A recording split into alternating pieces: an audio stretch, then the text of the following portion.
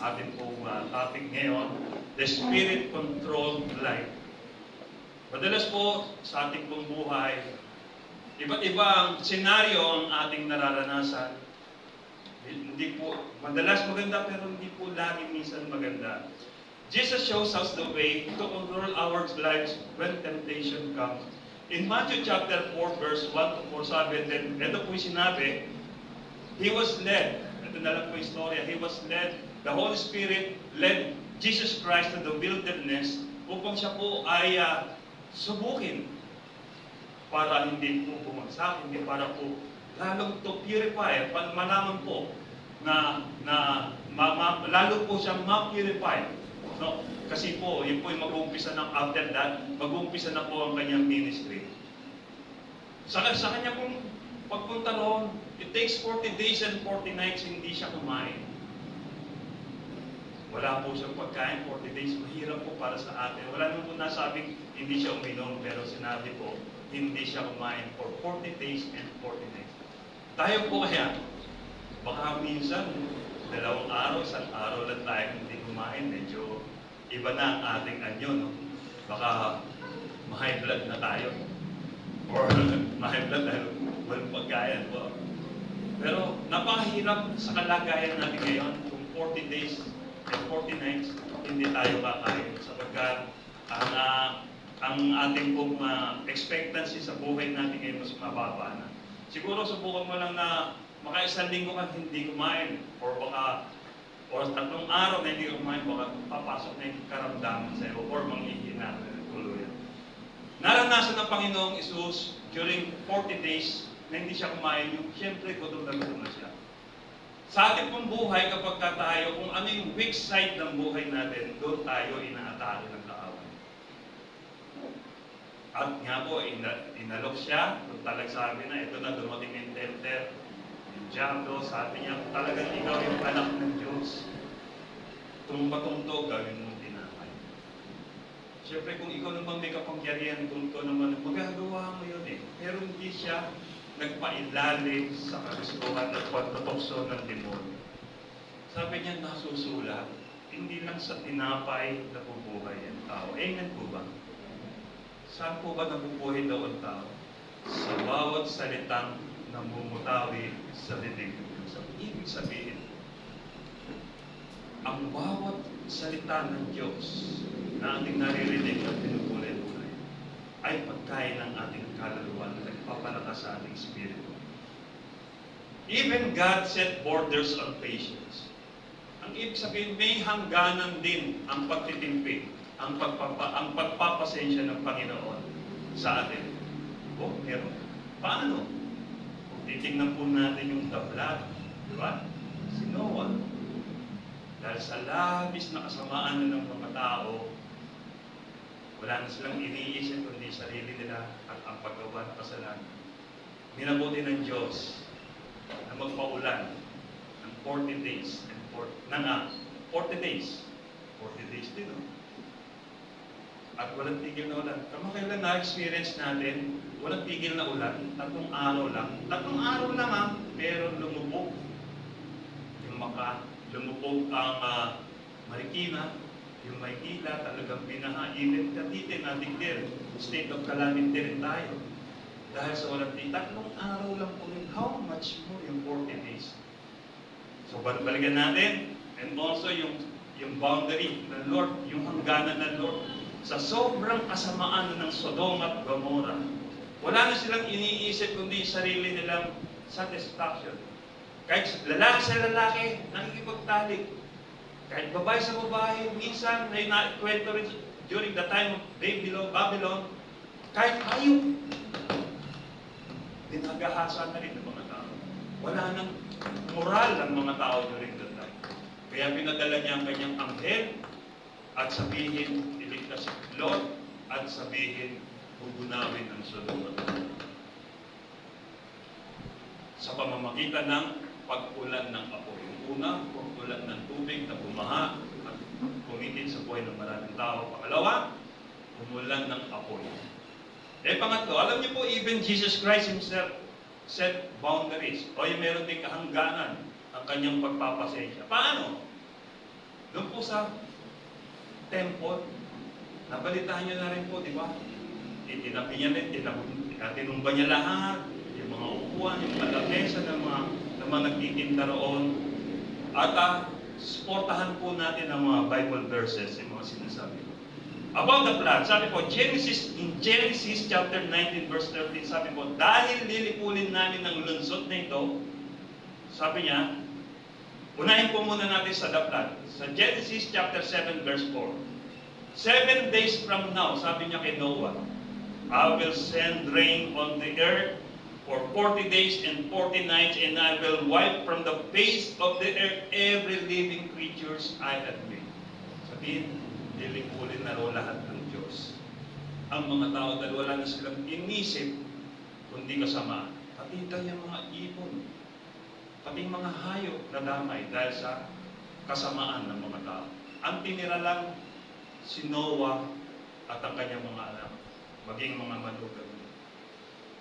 Pangalawa, tingnan natin yung Genesis chapter 19 verse 13, yung paano nilipol ang Sodom at Gomorrah. Dahil lilipunan, sa Genesis chapter 19 verse 13, dahil lilipulin namin ang lungsod nito. Ang sasalita po rito yung angel of the Lord na pinadala niya para iligtas si Lord. Narinig ng Panginoon ang mga daing laban sa mga taong ito na puro kasamaan ang ginagawa. Kaya pinadala niya kami, yung mga angel daw, para lipulin ang lungsod nito. Nagpaulan ng apoy. At ang nagiligtas lamang si Lot at ang kanyang dalawang anak na babae. And number 3 po yung pasensya ng Panginoon, yung pagtitimpi ng Panginoon. Meron din eh. Nagalit din po siya. Pumunta in Matthew chapter 21 verse 12, pumunta si Jesus sa templo at tinaboy niya ang mga nagtitinda at namimili roon. Itinaob niya ang mga mesa ng mga nagpapalit ng pera at ang upuan ng mga nagtitinda ng mga kalapating inihahandog sa templo. Ayun po. Pero tandaan po natin, nung kahit nagalit ang Panginoong Jesus, hindi pa rin po siya nagkasala.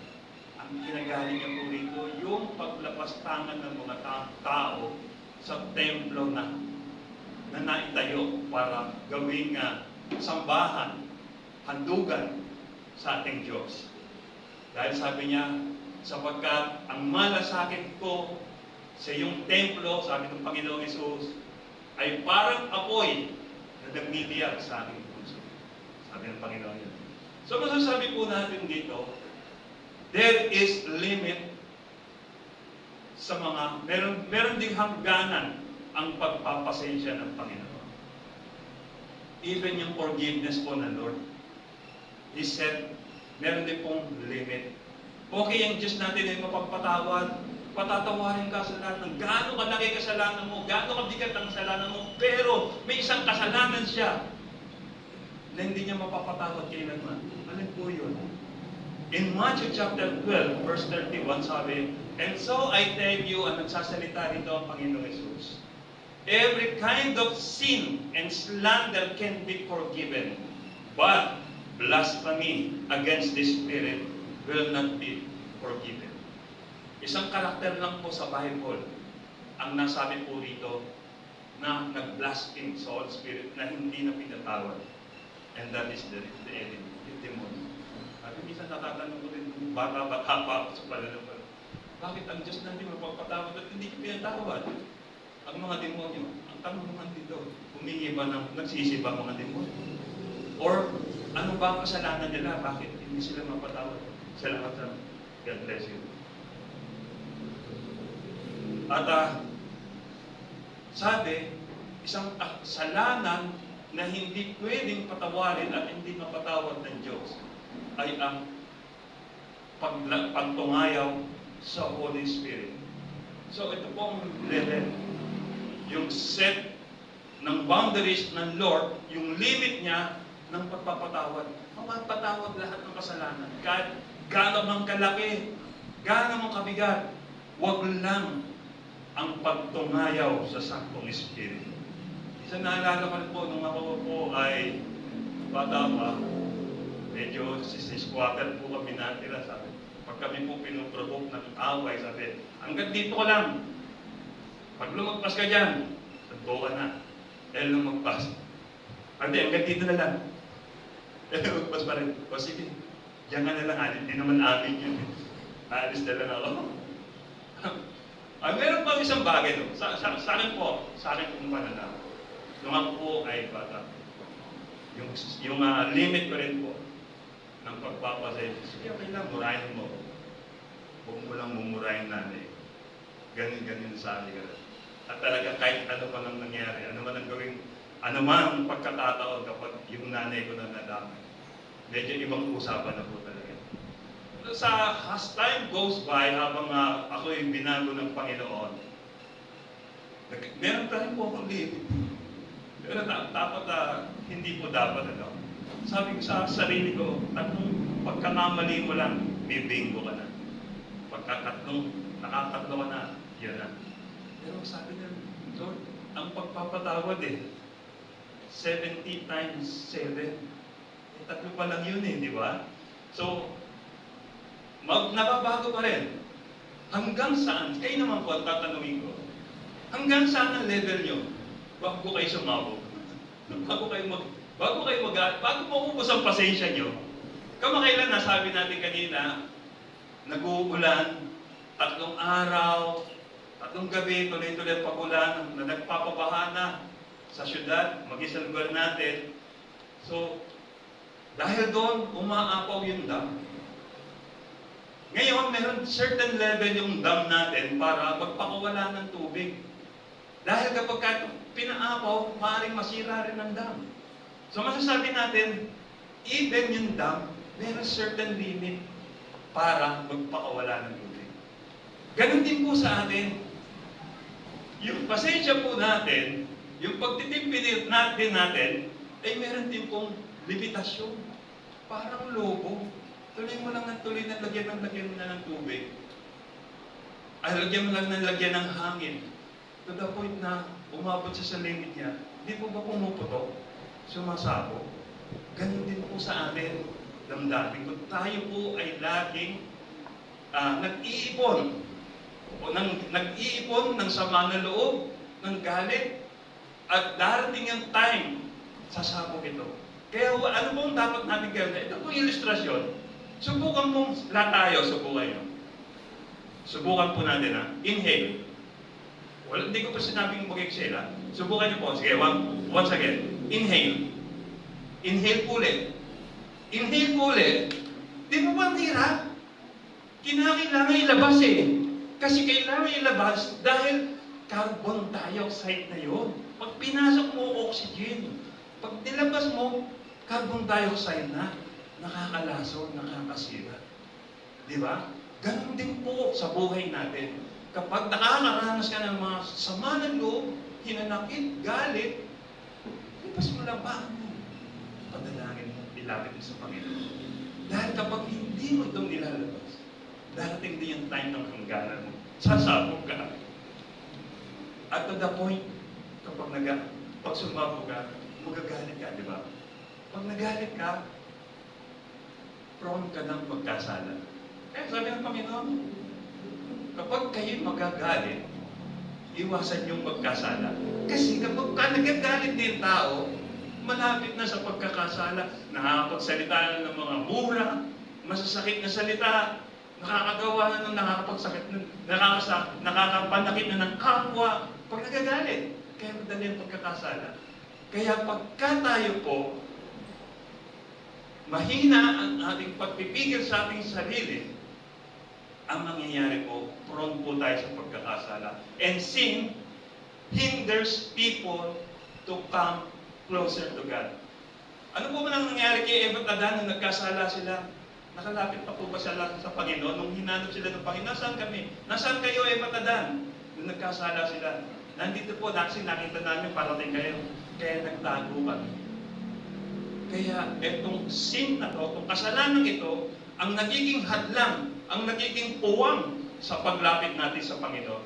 Sabi po sa Kawikaan chapter 14 verse 17, ang taong madaling magalit ay nakagagawa ng kamangmangan. Madali po ba tayong magalit? Sa isang maliit na bagay lang ba, nagagalit na tayo?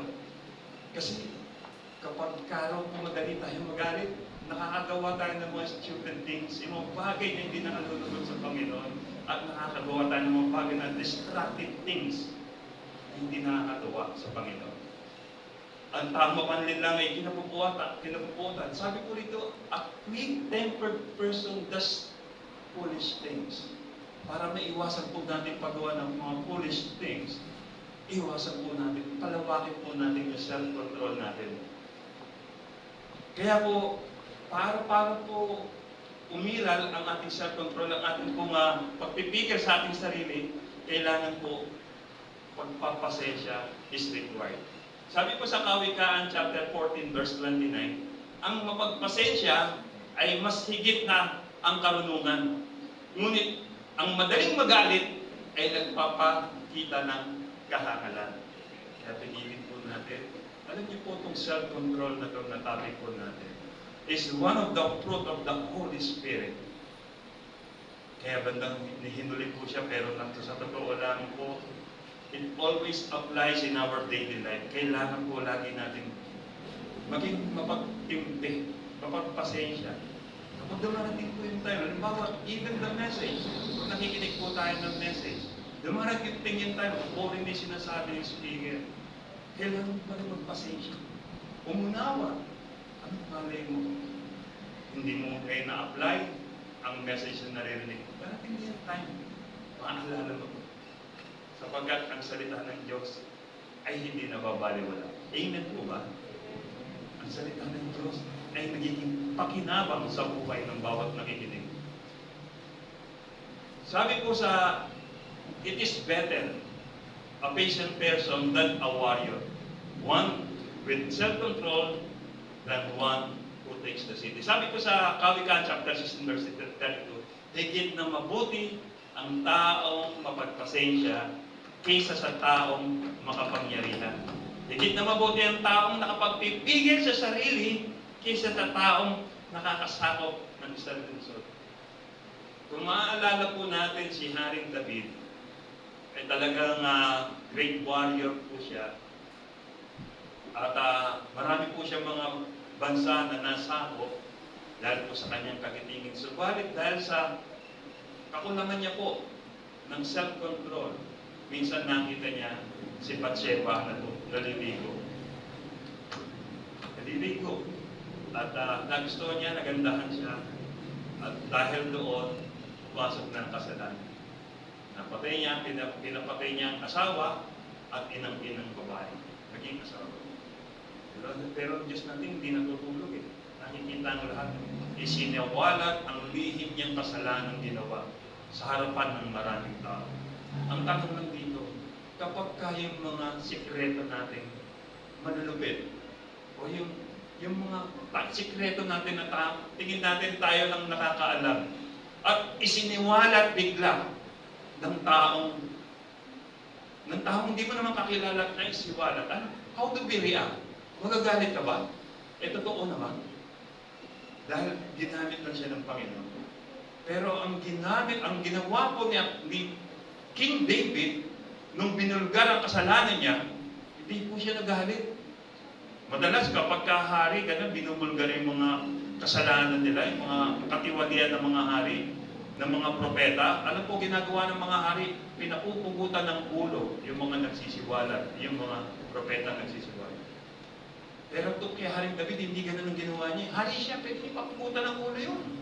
Pwede niyang i-deny. Kasi nungalingan, pwede niya sabihin ganun eh. Pero hindi. Alam niyo po ginawa ni Haring David, nagpakumbaba siya. Inamin niya ang kasalanan niya sa harapan ng kanyang mga nasasakupan at humingi ng tawad sa Diyos. Ito naman pong Diyos. Nanlikas na mapagpatawad. Talagang kahit gaano kalaki ang kasalanan mo, kahit gaano kabigat ang kasalanan mo, kung hihingi ka ng tawad at pagsisisiyan ng kasalanan, patatawarin ka ng Diyos. Huwag lang tutungayawin mo o lalapastanganin mo ang Santong Espiritu. Walang kapatawaran tulad ng nabasa natin. Kaya kinakailangan mga kapatid, nabuking ka man, nabulgar man yung kasalanan mo, yung mga lihim mo, na isiwalat, all you have to do is like David, pakumbaba ka, ihingi mo ng tawad sa Panginoon. Naalala ko si Jimmy Swaggart, nung nabuking po siya na, si Jimmy Swaggart, isa po kinikilalang preacher during this time. At nung siya po ay nabuking na merong babae, alam niyo po ang ginawa niya. Hindi niya po ito dininay. Although pwede niya i-deny, pero hindi. Sa harapan ng congregation niya, humingi siya ng tawad. Inamin niya makasalanan niya. Sa 1 John 1:9, God is faithful. Sabi ko, if you confess your sins, God is faithful and just to forgive you. Kung ipapahayag mo kasalanan, paano kung hindi? At the same time, tinanggi mo pa kasalanan. Wala ka patawaran doon dahil hindi ka naman humingi ng tawad. Because self-control is the ability to control behavior in order to avoid temptation and to achieve goals. Kailangan, ang ibig sabihin na po ng self-control, kontrolado mo, ugali mo, pagkatao mo, mga likes and dislikes mo, kontrolado mo to. Yun po yung self-control. Because self-control requires when temptation comes. Kapag dumarating, yung mga pagsubok, yung mga panunukso ng demonyo sa atin, ang unang-una po natin gawin, ang kinakailangan is self-control. One of the fruit of the Holy Spirit. I-control natin. Huwag tayo magpapadala. Kasi magaling yung bumuyo eh. Uy, sabi niya yun, ganun ako. Uy, sabi niya, sinabi niya yun. Talo ka na pagka ganun. Dapat, kontrolado mo. Aalamin mo. Pakinggan mo. Di ba, napakinggan mo yung side ng isa. Pakinggan mo rin yung side ng kabila. Para nandun ka sa gitna. Alam mo kung ano yung paniniwalaan mo. It means denying what, ang sabi ko, self-control requires when temptation comes. Sabi ko, it means denying what comes naturally to our sinful nature and replacing it with a controlled, godly response. So sabi, kapag dumarating na yung panunukso ng kaaway, pairalim yung self-control mo, pwede mong i-divert in a godly response. Di ba, patulad ni Jesus Christ, pwede niyang gawin tinapay yun eh. Pwede niyang gawin tinapay yung bato. Magagawa niya. Pero hindi, godly response sa ginawa niya. Nasusulat, hindi lamang sa tinapay nabubuhay ang tao, kundi sa bawat salitang namumutawi sa bibig ng Diyos. Self-control, sabi, how do we practice self-control sa buhay natin? Iba't ibang anggulo eh. How do we practice self-control in our life in terms of emotion and minds? Paano natin makokontrol yung thoughts natin, yung mga iniisip natin, yung damdamin natin. Sabi rito, Kawikaan, Kabanata 25, talata 28, sabi niya, ang taong walang pagpipigil sa sarili ay madaling bumagsak, gaya ng isang bayan na walang pader. So, kailangan daw po, yung ano may iniisip natin, ano man yung mga pinapasok natin sa kalooban natin, kinokontrol natin. Okay, minsan, masakit sa kalooban natin na makabalita tayo ng negatibo. O negatibo para sa things against us. Masakit. Pero hindi daw dapat natin panatilihin sa ating mga puso. Kailangan natin kontrolin ito. And also, kailangan din po natin na how do we control ourselves in terms of appetite, sa pagkain. Sabi po sa Kawikaan, Kabanata 23, talata 2, kung palakain ka, pigilan mo ang iyong sarili. Sabi po yun Bakit? Sige ka. Alam niyo po yung mga glutons nung araw, during the times of mga swords and arrows dati, panahon nila Haring David. Kasi sila, pagka makikipagdigma, talagang it takes how many days para mapuntahan lamang yung labanan. So may dala dapat silang pagkain. So pag nauubos din ang pagkain nila, kaya dumarating yung time nagugutom sila. Kaya lang pagbalik nila, at halimbawa nanalo sila, na pagbalik nila sa kanilang bansa, bayan, doon na nila i-release ang lahat ng glutton nila. Ito pa, yung gluttons na tinatawag sa Bible. Ginagawa kasi nila yung mga gluttons na doon. Busog na, isusuka nila yung kinain nila, tapos kakain na naman. Ganun ang ginagawa. Kaya sabi ko rito, kung palakain ka, pigilin mo ang sarili. Lalo na ngayon, baka magkaroon ka ng diabetes. So, tumaas ang sugar level mo. Baka tumaas yung blood pressure mo pagdating ng araw. Although nung time na yun, wala sinasabing ganun na term, no? Pero ngayon hindi. Kaya huwag tayo. Kaya kailangan, kontrolado mo ang appetite mo. Hindi sa makikita natin sa buffet, no? Ang sarap, ang dami yung pagkain. Gusto mo punuin, mailagay mo lahat sa plato mo pagkain. To the point na hindi mo na napapansin, napupuno na yung plato mo. And then, pagkain mo, hindi mo pala ata, hindi mo maubos-ubos. Sayang ang pagkain. Ito yun. Kasi tayo dito yung ano lang ng mata, takaw lang ng mata. Di ba? Kaya sabi ko rito sa ano, we should control also our appetite. Also, in our, kung ano yung nakikita natin, kung ano yung naririnig natin, kailangan din daw po natin itong kontrolin. Sabi ko sa mga ngaral, kabanata sa talata 8, ang lahat ng ito'y nakakabagot at ayaw namang pag-usapan. Hindi nagsasawa ang mga mata natin sa katitingin at mga tainga natin sa pakikinig. Hindi raw nagsasawa yung mata sa pagtingin, hindi rin nagsasawa yung tainga sa pakikinig. Sa paanong paraan? Mga gustong tingnan ng mga mata. Ano po ba? Yung mga pleasure in life, yung mga paano siya masisiyahan. Tingnan lang po natin. Sa bulsa natin, anong nakalagay? Cellphone. Di po ba?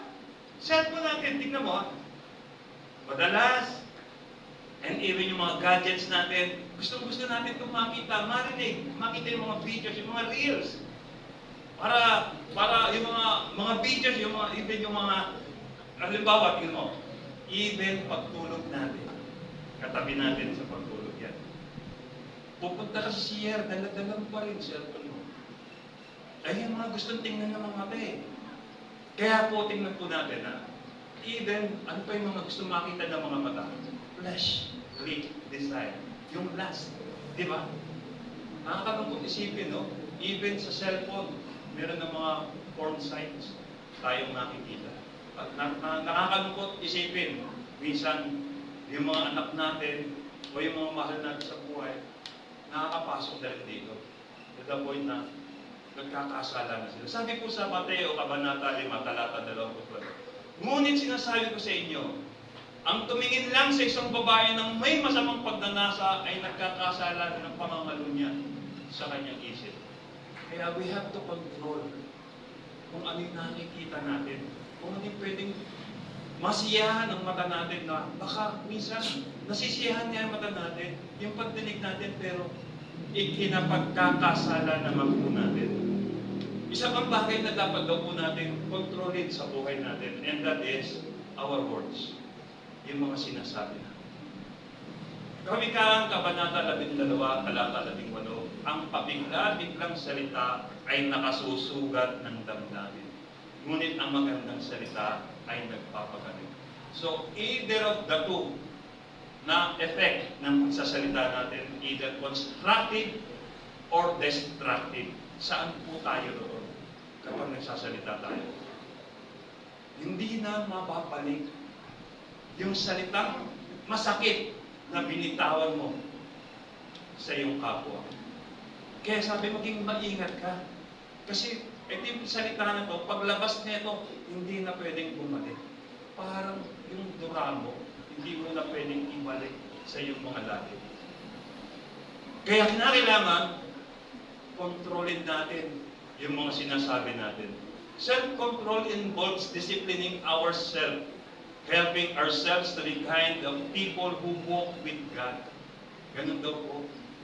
Kinakailangan, kapag tayo ay kinokontrol natin ang ating pagkatao, ang ating sarili, ang ating behavior, at iniisip natin kung ano ang makapagbe-benefit sa Lord, ito po ang magiging mas kapaki-pakinabang. Ibig sabihin, self-denial requires para ma-achieve natin kung self-control. Paano self-denial? Sabi ng Panginoon sa 9:23 na, look, if anyone who will come after me, let him deny himself. Isang gusto mo kami. Gusto mo mag-cellphone. Maganda kung mag-cellphone ka. Bagyan mo na ng mga Bible application. Cellphone ka, pero panoorin mo yung mga message about God. Panoorin mo yung bagay na alam mo makapagpapakinabang sa spiritual life mo, hindi ka pagkakasala. Nasabi po kanina, kailangan sa buhay natin. Dahil po sa Kawikaan, sinasabi po, Kabanata 14, talata 27, ang mapagpasensya ay may higit na karunungan. Ngunit ang madaling magalit ay nagpapakita ng kahangalan. Tayo po ba'y madaling magalit? Tayo yung taong mapagpasensya? Meron po akong napanood sa Facebook, nakita ko yung isang tatay na may bagong kotse. Pinupunasan niya. Pero bantang sa likod ng paglikod niya, nakita niya yung bata niyang anak.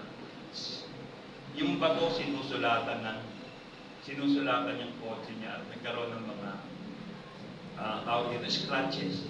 Galit na galit yung tatay. Alam niyo kung ginawa ng tatay? Pinalo niya ang kamay ng kanyang anak na hindi niya namamalayan nang ginamit niyang pamalo yung hawak niyang yabe. Ngayon, iyak ng bata at sa sobrang sakit to the point na nadala sa ospital. Sabi ng doktor sa kanya, kinakailangan putulin ang mga daliri niya dahil natulog na ng gusto ang mga buto sa kanya.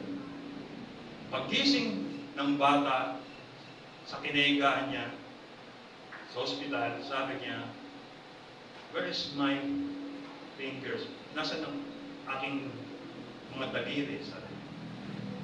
Hindi makasagot yung tatay. May babalik pa ba sa akin ang aking mga daliri? Sabi niya. Hindi rin makasagot ang tatay. Alam mo ginawa ng tatay lumabas? Dinignan niya yung kotse. Yung kotse niya, sinisi niya. Sa kanyang pag-iikot, nakita niya yung sinusulat ng bata sa kanyang kotse. Sabi niya, I love you, Papa. Masasabi po natin dito, kapag ka po tayo ay hindi mapagpasensya, paiiralin natin kagad-agad ang ating galit. Ganun din po katulad nitong tao ang magiging resulta. Hindi mo na mababalik ang daliri ng bata. Tungkol na dahil sa mali nating pagpapairal ng ating galit. Application po tayo, like Jesus, when tempter comes, keep control of ourselves. Katulad po ng Panginoong Jesus, nung dumating yung time na siya ay tutoksohin na ng mananokso, anong ginawa ng Panginoong Jesus? Be dependent on God's word in order not to fall into temptation. Maging dependent tayo. Paniwalaan natin kung ano yung sinasabi ng Diyos kagad. Give godly response. Pag ganun ang ginawa natin, kahit na halos sasabog ka na sa sobrang galit, pag na-realize mo na, alala mo pa rin yung salita ng Diyos. Naalala ko lang, share ko lang po, talaga po nangyari sa akin sa buhay ko. Maring na-share ko lang po sa inyo sa iba, pero natutuwa lang pong i-apply ulit. Dumating po yung time, sa trabaho ko ay taga-hugas lamang ng mga plato, kaldero sa hotel na pinagtatrabahoan ko. At ako'y panghapon. Yung kasama ko sa umaga, tulad na sinabi ko sa inyo kanina, matuga sa trabaho. Pag alam niyan darating na kasi 1 hour before my duty hours, nandun na ako. Sa sobrang sipag ko po noong time na yun. At dahil alam niya darating na ako, gagawin niya yung mga hugasin, itatago niya, itatabi niya. Para pagdating ko, doon niya na rin lalabas. So yung lababo ko pa, barado. So ang dami kagad problema pagdating ko. At dumating yung time na inumpisahan ko na wala siyang reklamo, walang reklamo siya narinig sa akin. Inaayos ko na, nung inaayos ko na, meron pa mga nag-uutos sa akin at meron isang kusinero nag-uutos sa akin. na pinapalinis yung kaldero niya. Sabi ko, sandali lang, ayusin ko lang. Nagalit yung taong yun. Sa galit niya, lalo pang dinagdagan yung kalat na hugasin ko. To the point na wala na akong madaanan.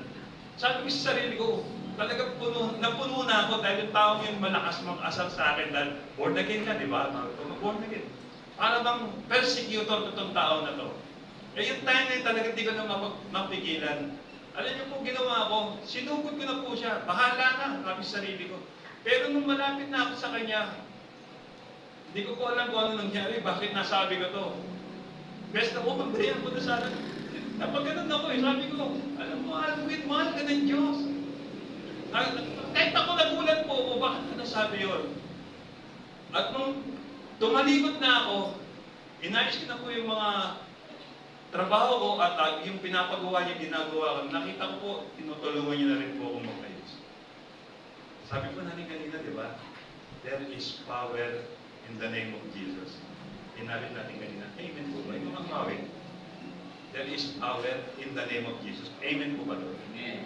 There is power in the name of Jesus. Amen po ba? Amen. Meron po eh. Kahit po yung sarili kong damdamin ng time na yun, nabago eh. At nakita ko po, nakarinig. Nakatanggap din ng kapangyarihan ng salita ng Diyos, ng pangalan ng Panginoon. Nabago po muna nung time na yun. Naging palasama na po sa akin at nasishare naman na po ng mundo. Totoo po yun. At ngayon po sinasabi ko sa iyo, naranasan po ng Panginoong Isus siya'y nagutom. Pero hungry in bread but filled with words, punong-puno po siya ng salita niya. Because He is the words. During that time, sabi natin, He has His kingdom. Pero during yung time na nandun siya sa wilderness, He possessed nothing. Wala siyang hawak. Wala siyang baon. Wala siyang supot. Ni extra cloth nga para to wear off, para mapalitan yung damit niya. Wala sinabing meron siyang ganun. 40 days niya short yun. Di ba? He has His kingdom but He possessed nothing nung time na nag-exist po siya rito sa lupa.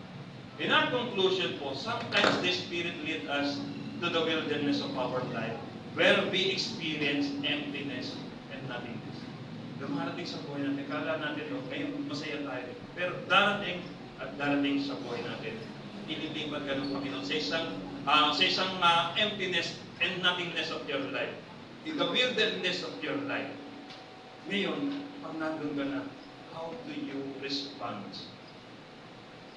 Nilalagay tayo minsan ng Panginoon doon, not to fall us into temptation, hindi para tayo bumagsak sa pagsubok, but to keep us pure and dependent to God's message. Amen po ba? May nakikinig pa po ba? Amen. Boring na po ba yung sinasabi ko? Amen. Praise God. Not to fall us into temptation, but to keep us pure and dependent to God's message. Ito ba yung tanong ko, how do we manage ourselves in terms of thoughts? Paano natin ito paiiralin, kaisipan natin? How do we control yung iniisip natin, yung nilalamanan ng ating mga puso? Sabi po, yung ating appetites, kontrolado pa rin po ba natin? Sabi natin, bawal na sa iyo yung bawal na sa iyo yung maraming sugar. Kamakailan narinig ko, lagi ko naririnig ngayon, no? Iwasan mong kumain ng kanin kung mataas na yung sugar level mo. Bakit? Sabi ko sa'yo, matamis ba yung kanin? Sabi ko pala ni Pastor Charles, Pastor Charles, pagka mataas na yung sugar level mo, umiwas ka na sa kanin. Tanong ka, Pastor Charles, bakit po? Matamis po ba yung kanin? Hindi, kasi sabi na nagiging glucose yan. At yun yung parang nag-trigger sa ating, yun yung sabi niya ko, no? Pero sa akin, kung basihan yung time na yun, nung panahon po lang natin mga magulang, kahit na wala sa bahay natin, Basta kahit na walang ulam, basta may kanin, masaya na po tayo. Puro dati po, kanin ang pangunahing pagkain ng mga tao, lalo ng Pilipino. During the time of war, yung Japanese occupation, lalo na po. No? Alam niyo po, yung sabi ng tiyuhin ko, yung mga bigas, sinisisit pa nila sa kanan. Tapos, kukunin nila. Tapos, huhugasan nila. Pag sinain nila, ang baho pa rin. Pero kinakain pa rin nila. Pero nung panahon nila, wala akong naano na mga diabetic.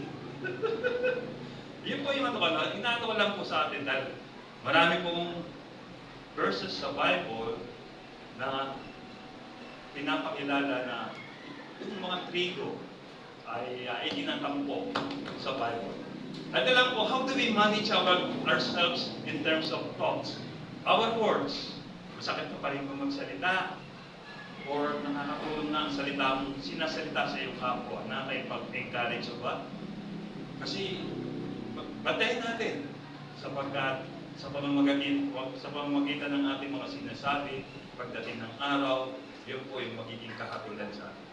Kaya mag-ingat po tayo sa ating pagsasalita. Kawikaan, Kabanata 4, talata 23. Higit sa lahat, ingatan mo ang iyong isipan sapagkat kung ano ang iyong iniisip, yun din ang magiging buhay mo. Kaya, mag-ingat po tayo. Isipin natin yung bagay na makapagbibigay ng kalukuran sa ating Diyos na buhay. At po, how do we control our senses? If we do not have self-control, we will be slaves to what control us. Kapag wala tayong control sa sarili natin, magiging nagiging tayo ng bagay na hindi natin makontrol. Halimbawa, yung anger na to. Alam natin, no? Pagka hindi mo makontrol yung galit mo, okay, sabi mo, pinatawad mo siya eh. Pero kung may galit ka pa sa puso, hindi na, wala na. Kasi kung wala ka ng galit sa puso mo at pinatawad mo na siya, kakalimutan mo na yung kasalanan ginawa. Eh kaso, hindi mo pa malimutan at nasasama.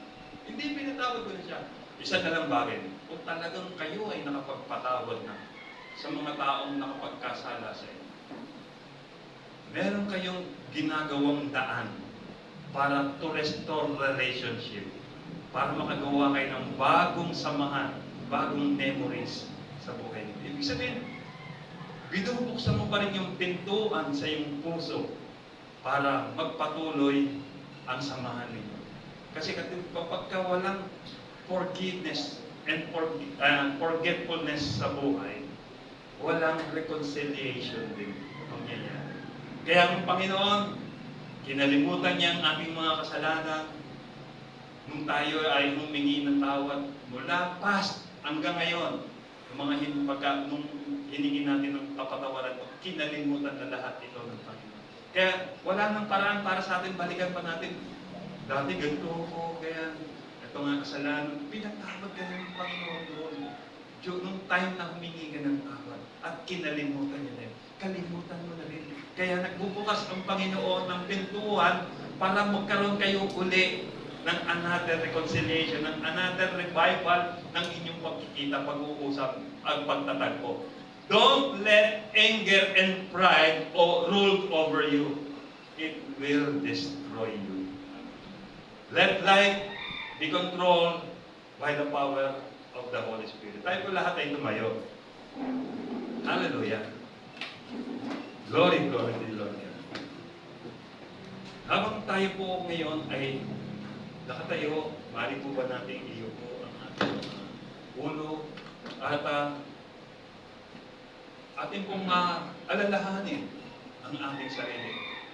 Ano po ba ang humahadlang sa aking buhay na hindi ko mapigilan upang ako ay makalapit sa Panginoon?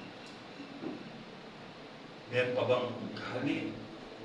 Meron pa bang sama ng loob sa iyong puso sa mga oras na sabi sa Bible, sa verses, kung ikaw ay mag-aalay sa Diyos at may naalala ka na kaibigan na tao na pinasasamaan mo ng loob, iwan mo muna ang iyong alay at makipagkasundo ka sa tao at kapwa. At balikan mo muli ang iyong alay. At doon, ang iyong pagsamba sa Panginoon ay magiging katanggap-tanggap.